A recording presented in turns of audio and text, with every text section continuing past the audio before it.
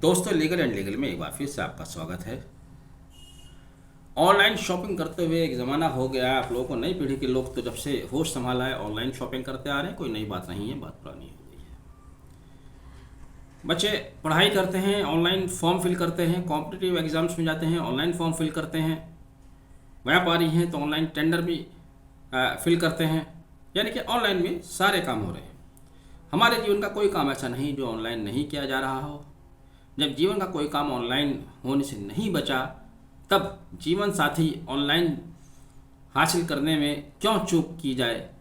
Kerala high court ने इस ज़रूरत को समझते हुए ऑनलाइन शादी की मान्यता को सही करार दे दिया है, मांग को सही करार दे दिया है। जी हाँ, यह निर्णय केरला हाईकोर्ट द्वारा हाल ही में दिया गया है। मैं आपको बता दूं, केरला हाईकोर्ट के समक्ष दरअसल 2021 में बेंच ऑफ पेटिशन सुनी गई थी, सिंगल बेंच के द्वारा सुनी गई थी।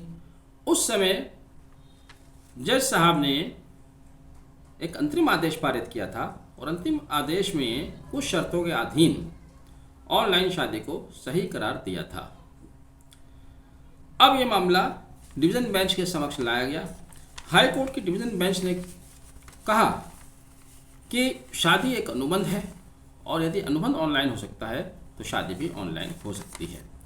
आगे बढ़ने से आप पहले समझ लीजिएगा कि मामला स्पेशल मैरिज एक्ट 1954 से संबंधित है, यानी कि किसी पर्सनल लॉ से संबंधित नहीं है, हिंदू मैरिज एक्ट या मुस्लिम विवाह से संबंधित नहीं है।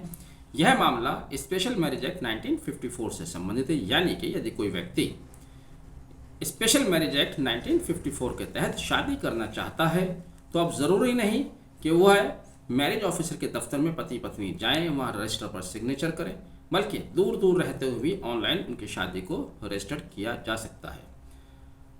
क्या कहता है स्पेशल मैरिज एक्ट, यह भी समझना आपके लिए ज़रूरी है। स्पेशल मैरिज एक्ट की सेक्शन 11 इंपॉर्टेंट है। सेक्शन 11 जो कि कहती है कि पार्टीज डिक्लेरेशन करेंगी।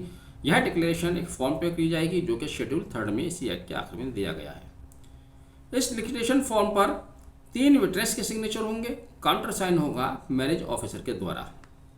इसके बाद शादी का स्थान तय किया जाएगा। शादी का स्थान या तो मैरिज ऑफिसर का ऑफिस हो सकता है, अन्यथा कोई ऐसा स्थान जहां पर पार्टीज राजी हों या चाहती हों। जहां पर पार्टीज चाहती हों वहां वो जा सकते हैं, उसका खर्चा देंगे और पार्टीज को उस भाषा में जिस भाषा को एक दूसरे दोनों लोग समझते हैं, यानी कि थर्ड पार्टी मैरिज ऑफिसर समझना जरूरी नहीं है, दोनों पक्षकार समझते हो उस भाषा में उसको स्वीकार करेगा। स्वीकार करने का बिल्कुल शब्दावली वही होगी जो निकाह के समय होता है कि मैंने इसको कबूल किया, इस तरह से वो कहेगा मैंने इसको कबूल किया, एक्सेप्ट किया, हिंदी में या इंग्लिश में, जिस भाषा में वो अपने आप को कंफर्ट समझते हैं। फिर सेक्शन 13 में सर्टिफिकेट इश्यू होगा। इस सर्टिफिकेट का फॉर्मेट शेड्यूल 6 में दिया गया है। इस पर भी दोनों पार्टीज के हस्ताक्षर होंगे, विटनेसेस के हस्ताक्षर होंगे, काउंटर साइन होगा मैरिज ऑफिसर के द्वारा। तो ये एक पेज था जिसकी वजह से ये कहा जा रहा था कि ऑनलाइन शादी या वीडियो कॉन्फ्रेंसिंग के जरिए शादी संभव नहीं है, क्योंकि यहाँ पार्टीज़ को व्यक्तिगत रूप से उपस्थित होना है, सर्टिफिकेट पर साइन करना है, काउंटर साइन करना है, एक दूसरे को एक्सेप्ट करना है, तो इसलिए ऑनलाइन शादी नहीं हो सकती।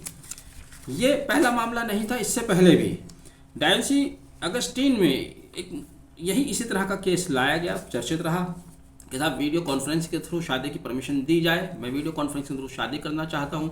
वहाँ पर न्यायालय ने कहा था कि स्पेशल मैरिज एक्ट के तहत यदि वीडियो कॉन्फ्रेंस के जरिए शादी की अनुमति दी जाती है तब स्पेशल मैरिज एक्ट का उद्देश्य ही समाप्त हो जाएगा, डाइल्यूट हो जाएगा।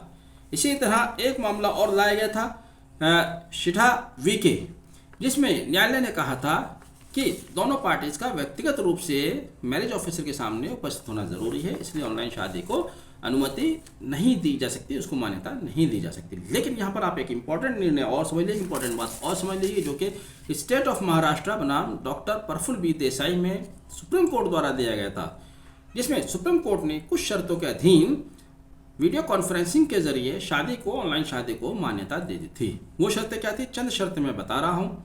वो शर्तें ये थी कि विटनेसेस, जो कि 3 विटनेस होते हैं, उनको मैरिज ऑफिसर के समक्ष उपस्थित होना होगा। वहां जाकर वो पार्टीज को आइडेंटिफाई करेंगे। पार्टीज भले ही ना आए, एक अमेरिका में बैठा हुआ है, भारत में बैठा हुआ है, हो सकता है हस्बैंड अमेरिका में है, पत्नी भारत में है, किसी और देश में हो सकता है, लेकिन उनके तीनों गवाह चले जाएं, गवाह जाके उसको आइडेंटिफाई कर दें। इसके अलावा सुप्रीम कोर्ट ने यह भी कहा था कि जब जब पार्टीज के सिग्नेचर की जरूरत होगी, जहां जहां सिग्नेचर की जरूरत होगी, वह सिग्नेचर पावर ऑफ अटॉर्नी द्वारा नियुक्त किए गए उनके एजेंट द्वारा किए जाएंगे। यानी कि दोनों पार्टी अपने अपने एजेंट अपॉइंट करेंगे एक पावर ऑफ अटॉर्नी के द्वारा, वो उनके बिहाफ पर सिग्नेचर करेंगे। तो और भी इस तरह की 2-3 शर्तें थीं जिनके तहत सुप्रीम कोर्ट द्वारा ऑनलाइन शादी को सही करार दे दिया गया था। यहाँ पर भी जो मैंने बताया कि 9/9/2021 को निर्णय दिया गया था सिंगल बेंच द्वारा, उन्होंने अंतरिम आदेश दिया था, वो अंतरिम आदेश भी लगभग इन्हीं शर्तों पर दिया गया था। लेकिन अब डिवीजन बेंच द्वारा उस अंतरिम आदेश को एब्सोल्यूट करार दे दिया गया है। कहा गया है कि यदि अनुबंध ऑनलाइन हो सकता है, यहाँ पर इंफॉर्मेशन एक्ट 2000 की धारा 10A इंपॉर्टेंट रोल प्ले करती है। सेक्शन 10A ऑफ ITR ये कहती है कि यदि किसी ने कोई प्रपोजल, कोई एग्रीमेंट, कोई कॉन्ट्रैक्ट, कोई रिवोकेशन ऑनलाइन किया है तो उसको अनएनफोर्सेबल नहीं माना जाएगा, यानी कि वो एनफोर्सेबल होगा, वैध होगा।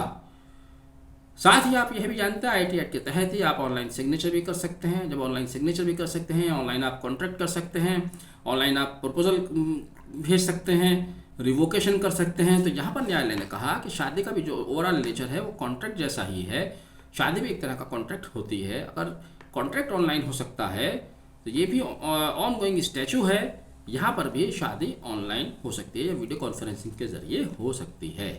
इस तरह से डिवीज़न बेंच ने, केरला हाईकोर्ट की डिवीज़न बेंच ने इस शादी को के ऑनलाइन शादी को ऑर्डर को एब्सोल्यूट करार दे दिया है, जो कि अंतरिम आदेश था। यानी कि अब नए जोड़ों को पुरानी फिल्मों की तरह, जैसे पुरानी फिल्मों में अमिताभ बच्चन और रेखा आपने देखा होगा, जाते थे ऑफिस मैनेजर के ऑफिस में, दफ्तर में, वहाँ दोनों हस्ताक्षर करते थे, रजिस्टर पर मालाएं पहनाते थे और शादी वहाँ हुआ करती थी। अब उनको ऐसे जाने की ज़रूरत नहीं है। ऑनलाइन दोनों दूसरे शहर, दूसरे देश, दूसरे इलाका कहीं भी रहकर वो शादी की रस्म को अदा कर सकते हैं। पुरानी फिल्मों की बातें पुरानी हो गई हैं। आपने वीडियो आखिर तक देखा, मैं उम्मीद करता हूँ वीडियो और दी गई जानकारी आपको पसंद आई होगी। पसंद आई है तो वीडियो को लाइक और शेयर ज़रूर कीजिएगा ताकि आगे भी लोगों को जानकारी मिल सके। Thank you, have a nice day.